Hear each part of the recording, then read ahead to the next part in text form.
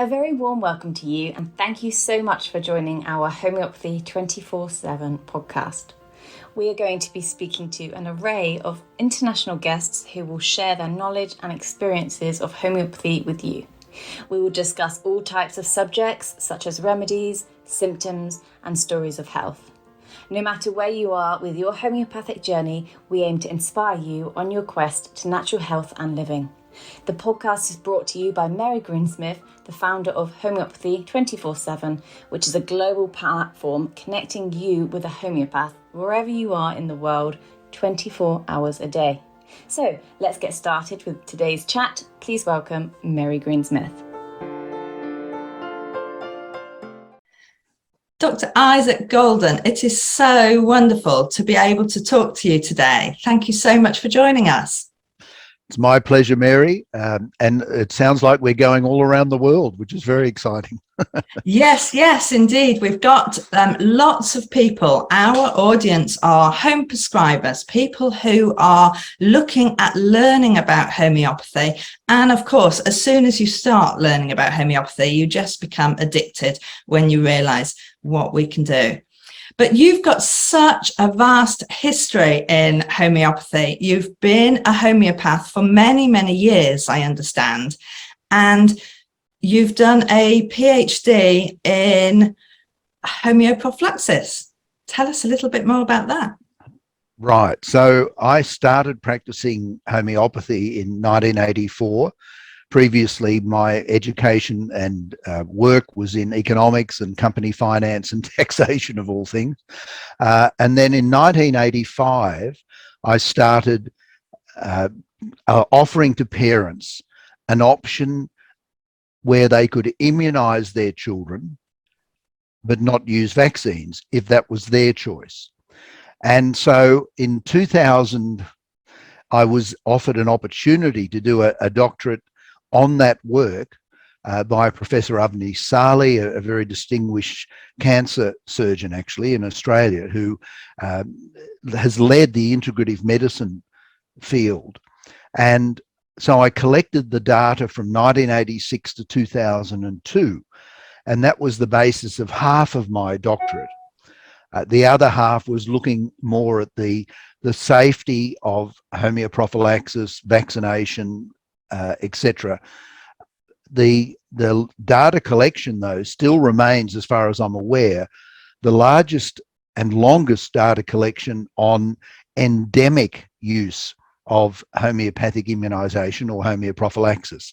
So over the years, the method was first used in 1798 by Dr. Hahnemann, the founder of homeopathy. Vaccines, by the way, 1796. So they've both been around for the same length of time.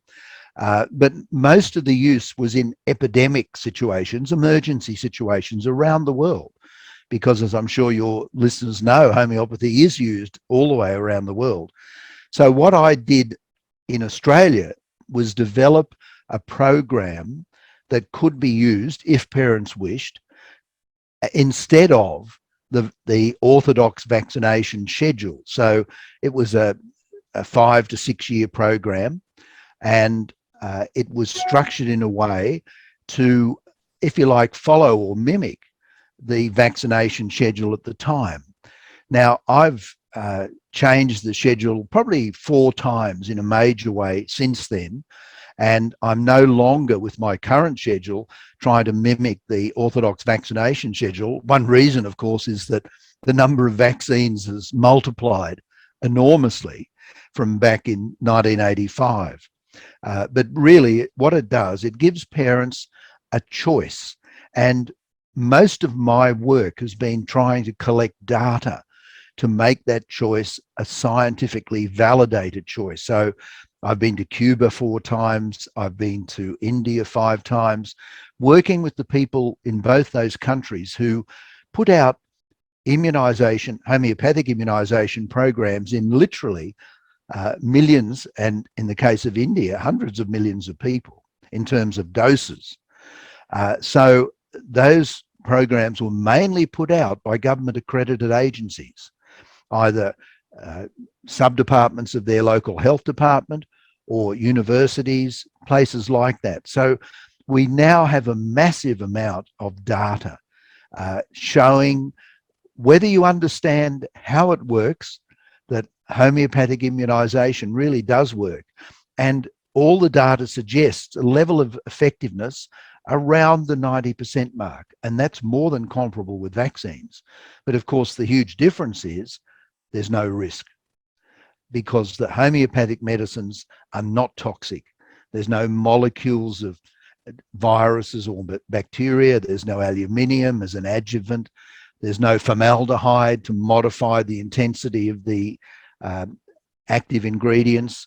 And so parents really do have a genuine option. And it's just a shame that governments around the world and health departments around the world are so influenced and controlled by big pharma, to put it crudely. It's parents don't get to hear about it. And it was the same with COVID. You know, we had options from February 2020 to immunize people homeopathically against COVID and to treat them. But I know in my country, in Australia, you were not allowed to talk about it. You could be heavily fined and even sent to jail. And some doctors lost their licenses because they talked about things as simple as vitamin D for the elderly, which would have reduced the mortality rate from COVID enormously. So basically, the doctorate that I finished in 2004, as I said, probably remains the largest study of long-term or endemic use of homeoprophylaxis as opposed to epidemic use. Fantastic. Okay, so Dr. Goldham, can we have access to the study? Is that published? Can we put the link below? Right. So if parents want to go onto my website, which is 3wshomestudy.net, okay, then they'll see a number of publications there that I've put out which describe it. But the actual thesis itself, and I can't give you off the top of my head the reference, but it was from Swinburne University. Yeah. And they have it on their archives there, and people can actually download the actual thesis. Now, that's pretty heavy going. Yeah. It was 60,000 words, and there was a lot of tables, a lot of diagrams. But sometimes some people like looking at that stuff. But we've got a whole lot of options, including the little booklet you mentioned before we went to air, Mary, which is designed to make it as simple as possible for parents. And they can get it from my webpage, but they also can get it from Amazon. And hopefully in America or England, that's probably a lot easier, quicker and cheaper than getting it directly from me. Okay, so that is a simple guide for parents who care, just about immunization options. So correct. Taken from all of that information, that's brilliant. That's going to be a really well received book, I think, for people just wanting to learn more about this, because let's face it, we can't talk about this openly quite often. It is a difficult subject, isn't it? Absolutely. And you know, I know your country has issues with people talking about this topic. In Australia, once again, we have issues, and there are certain things that I can't say. There are certain things I can't put on the page. But what I can do is I can put evidence on the web page, and there is a page there just on immunization options. So if parents go to the web page, there's a couple of video interviews I did with Dr. Bracho from Cuba when I was over there, talking about their immunization against leptospirosis in millions of people.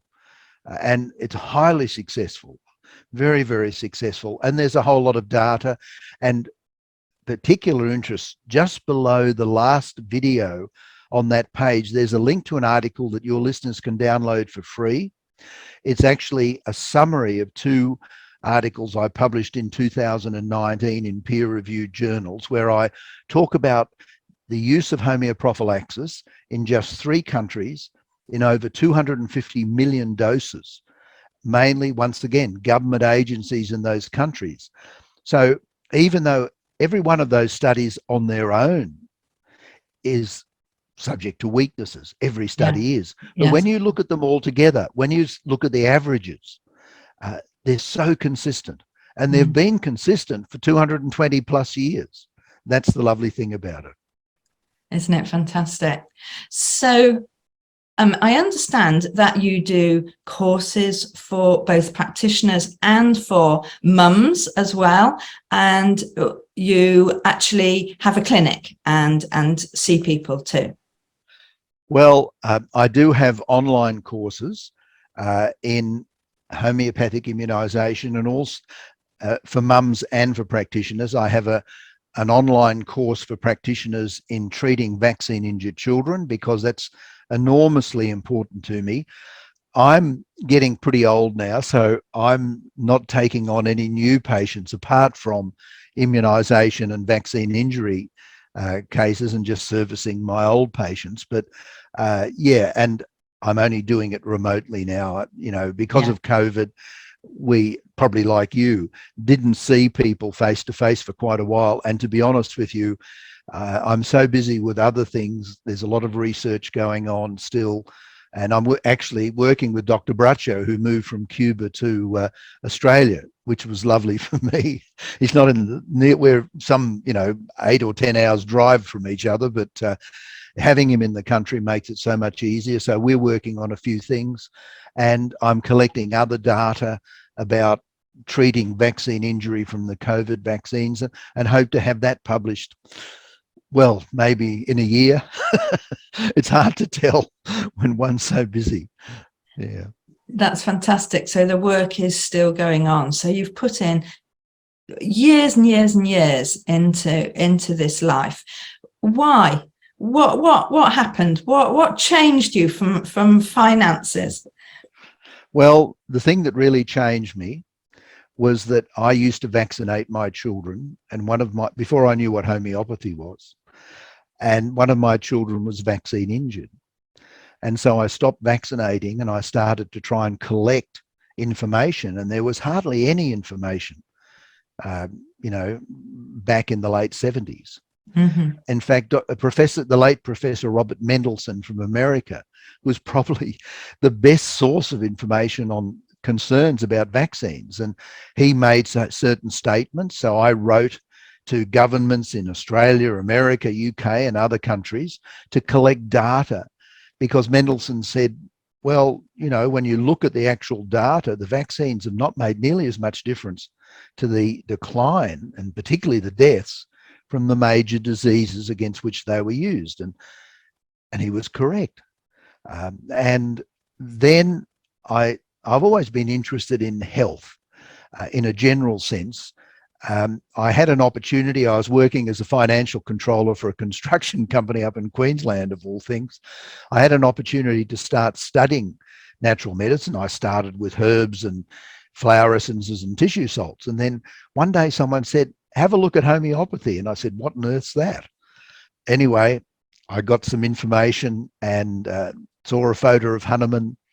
And I thought, yes, this is probably going to be for me. And I got a bit of literature then, and did a little course from England, a correspondence course, because there wasn't a lot around.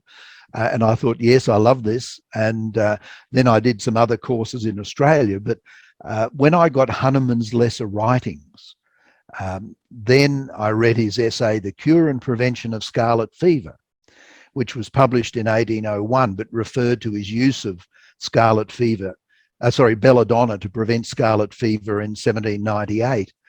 And I knew that was what I was going to do, because I knew as a parent that if I'd known about this before I had my earlier children vaccinated, then I would have made a different decision.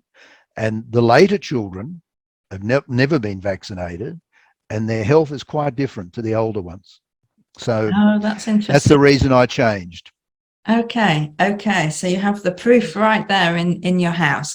So tell us the difference. Tell us the difference that you're finding and that you're seeing with your clients, and obviously the patients of people who you've trained as well. You mean over the years, how things Over are the changing? years from, yes, not being vaccinated or having a homeopathic option instead. Immunisation, yeah. Well, look, the biggest, when parents who have used my program talk to me, and I don't always have, regular feedback because there's thousands and thousands of them. One thing that is consistent is the statement, my children are so much healthier in general than their vaccinated peers. And I mean, one thing which is very touching for me, in the last year, I've had a number of mums, I had an interview with a number of mums about homeopathic immunisation, and their first words were, oh, my mum gave me your program when I was born. And so it's like generations are moving through, and that's sort of gives one a bit of a glow inside. But it's also interesting because it's very flexible. Homeopathic immunisation is very flexible. And some parents come in and say to me, look, we're going to use homeopathic immunisation for the first 2 or 3 years because that's when the child's most delicate, but after that we'll get vaccinated. And I said, that's fine. That's their choice. I'm just there to support their choice, whatever it might be. And quite a number of those parents have got back to me over the years and said, we got to 2 or we got to 3 years of age and we saw how much healthier our bub was growing up and is now compared to all the other children at preschool or whatever who are vaccinated, and we're having another think. Now, because of the laws in Australia, sometimes they have to still be vaccinated because you can't get into government accredited preschools here if you're not, if the child's not, although there are options. Once the child's old enough to go to school, it's not mandatory. But it's a ridiculous, unscientific law, but the politicians have been coerced in a way and tricked into passing it. So some parents, even though they don't want to, they still do get their children vaccinated. And of course, as a homeopath, we have options to help deal with any vaccine injury. I mean, one can never 100% say that a vaccine injured child can fully recover, because sometimes they can't. But very often, even if the parents are aware of significant symptoms, and I mean, of course, I've seen a huge number of children on the spectrum, ADHD, Asperger's, as well as, chronic asthma, epilepsy, those sort of chronic physical conditions. And very often, in one of my other books, the treatment of vaccine injured children, I've got a whole lot of data there about how successful the sort of treatment I've been using is. And it's about, for children on the spectrum, about 70% when the parents have followed up. Because a lot of times parents don't. They're desperate. They've been to, a dozen other practitioners. If the first little pill doesn't fix up the problem completely, which of course it's never going to in a chronic case like that, you don't hear from them again. And I understand that. It's very sad. But yeah, we have a lot to offer homeopathically for vaccine injuries. But I know our time's probably running short. But one thing, Mary, I have really noticed in the last 2 or 3 years with COVID, and that is many parents who have basically fairly healthy children or very healthy children, they're now coming to me and saying, I just want to do a detox against the vaccine, even though the children appear to be unaffected by it. And sometimes when you do that, and I use potencies of the vaccines themselves, the child reacts. And whenever a child reacts, it means the vaccine is still having an impact on them. And then we have to treat that.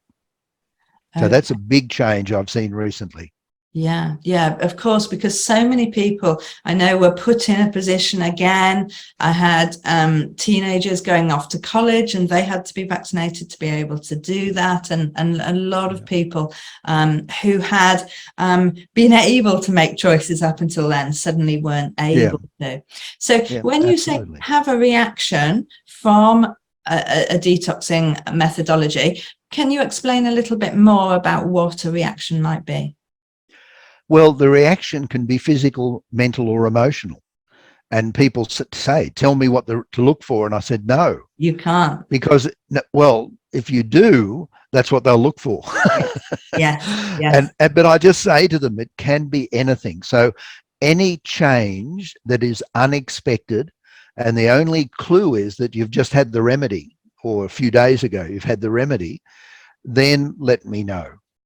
And it can be a good thing. It doesn't necessarily have to be a bad thing. People think reactions are always bad things. I mean, if you've got a child who doesn't say any words and then all of a sudden after a dose they start saying words, or particularly with the children on the spectrum, the quickest change that I've often seen is a child who has no eye contact with parents. And after a dose or two, all of a sudden the eye contact comes back. I mean, that's amazing. Yeah. And you know, in so many cases, particularly with the children on the spectrum, they've had eye contact and they've had a few words, you know, up to 1 year of age, and they've had connection with maybe their brothers and sisters or other people, and then within 1 or 2 weeks of the vaccine, at 12 months of age, which is the MMR, of course, you know, that changes. Mm-hmm. You don't need a PhD in anything. You just need honest observation. And they're told by their doctors, well, you know, autism often starts between 12 and 18 months. So that's, you know, just how it is. Well, why does it start between 12 and 18 months? That's what they don't ask. Now, I've also got patients on the spectrum who have never been vaccinated. So vaccination is not always the problem. But in almost all of those cases, there has been an early toxicity of some sort, like the children or the child being given antibiotics for the first week or two of life because of certain things with the mum during the birthing process, or things like that. Yes. And usually there's a trigger, a cause. But there are some children, there just seems to be, we'd talk about miasms from a homeopathic point of view, and constitutions maybe, but more the miasms, I think. And trauma can occur in many ways. And of course, whilst the mum is carrying the bub, there can be trauma. And of course, even at time of conception, both dad and mum can be traumatized, or they can be toxic in some way. So it's very, very complicated. But to be honest, I'm a very lazy person in some ways. I believe in doing things as simply as possible. And most of the time, when you're taking the case, things changed around vaccines. And most of the time, when you give potencies of those vaccines, things improve. So to me, start the easiest way. Brilliant. Thank you so much. There is so much for us to discuss. I think we could go on for hours and hours talking about this, but it's been a lovely introduction. We've got your website that people can go to find out more.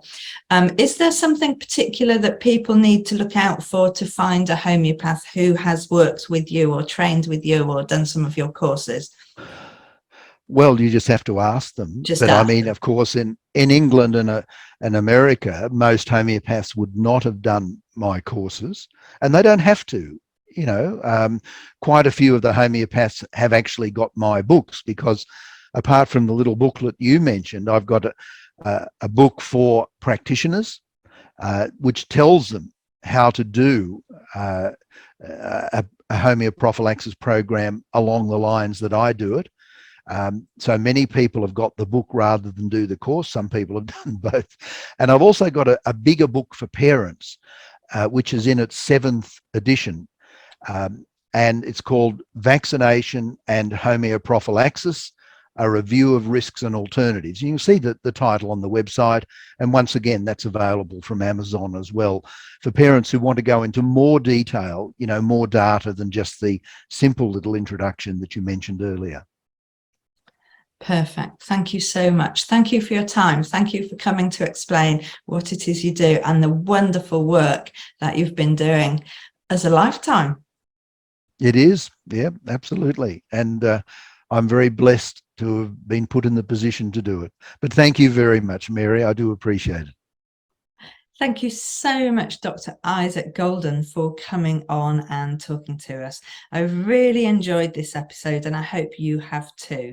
Now, next week, we are going to be talking to Ali Lomax. She's going to be discussing with us grief and hope with homeopathy.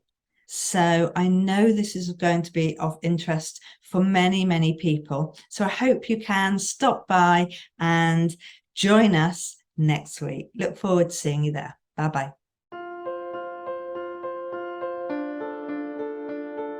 We hope you enjoyed today's episode and look forward to listening to our next one. Please don't forget to follow our podcast on your chosen channel, and please do leave us a review so we can continue to share homeopathy with as many people as possible. If you do have any questions, please do reach out to us on any of our social platforms mentioned in the show notes.